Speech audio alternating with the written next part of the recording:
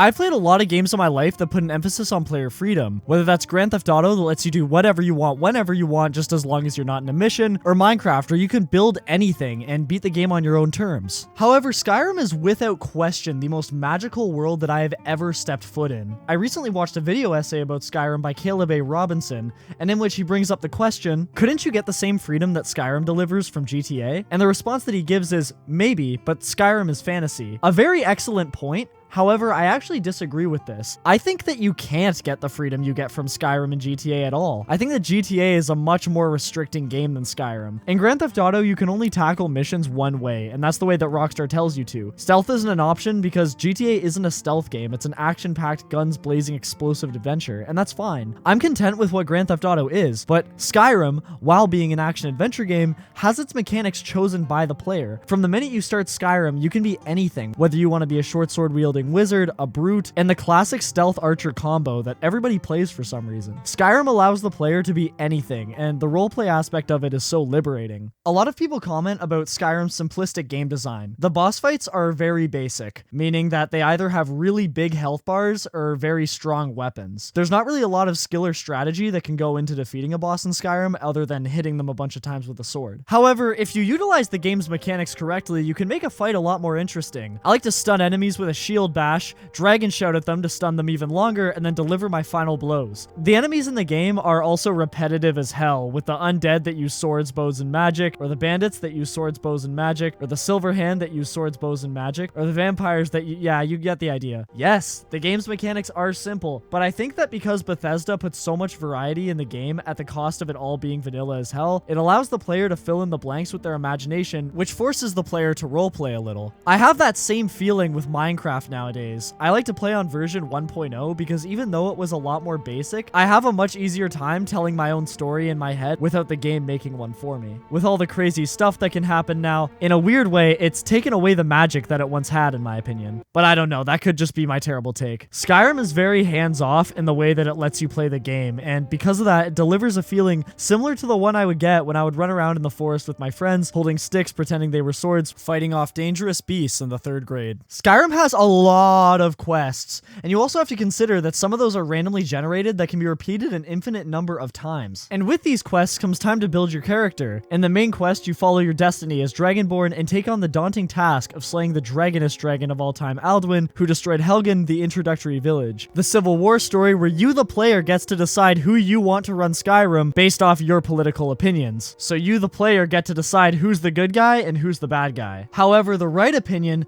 is that the Imperial Legion sucks, and I have my baby girl Freya Greymane and her sons to side with me on that one. There's the Thieves Guild, where the player can steal, scam, and threaten shopkeepers and civilians all over Skyrim and try to make their way to the top as the richest thief in all the land. Pickpocket. Is someone there? Someone do something.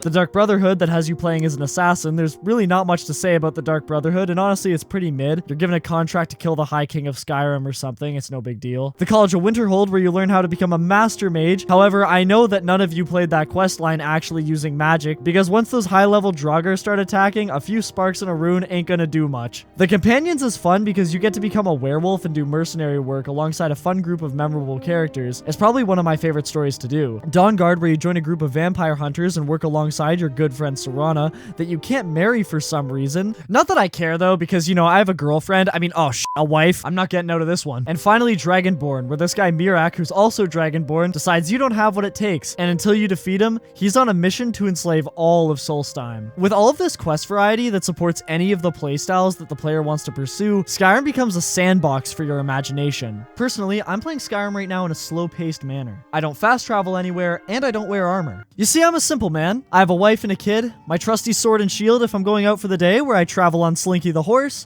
and I try to spend most of my nights at the Bannered Mare, where I listen to music by the fire. Now you're probably thinking, Justin, that sounds so boring. But look, when you've invested as much time into Skyrim as I have, murdering every last bit of beautiful life that the game demands you kill, and becoming the best at everything just by doing a few quests, you become numb to it. Nothing really matters anymore. I just want to be happy. And finally, we have to talk about the best part of Skyrim, which is the way that it looks. Skyrim's world design is jaw-dropping. I remember putting my mom on the VR headset so she could try it, and she was just floored at the environment. It was a much better reaction than the first time I gave the VR headset to my mother, where I turned on Half-Life Alyx for her, and in 5 seconds, a head crab jumped at her, and she threw my brand new headset to the ground as fast as she could out of fear. But, alas, the past is the past. Anyway, back to Skyrim's world design. The way the night sky shines brighter than the sun, the soundtrack playing beautifully in the background, and the sounds of nature running its course. My favorite part of Skyrim is simply the walking. I love when a quest is a long distance away, so I get the opportunity just to take in the beauty of Skyrim. Maybe along the way, I'll stumble upon a cave,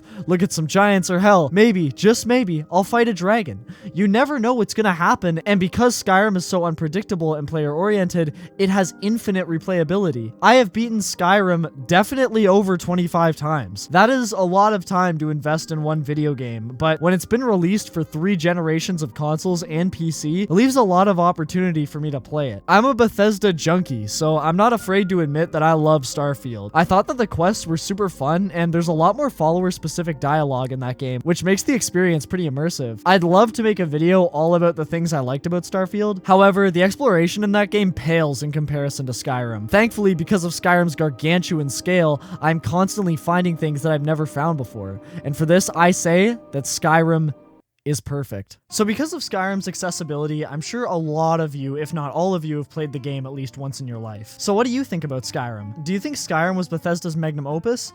Or do you think Skyrim's kind of overrated? What class did you play? And also, what is your fondest memory with Skyrim that you can remember? Mine was waking up on Christmas morning of 2015 and being able to play it, and I don't even remember doing any of the main quests and stuff, but I do remember running around the open field around Whiterun and just thinking, like, this is so open-ended, because, you know, all I had played before was Zelda, so I was very much used to the more linear game design. Let me know in the comments below what you think, and I'll respond as soon as I can. Thank you so much for taking time out of your day to watch this video, and make sure to have a good one.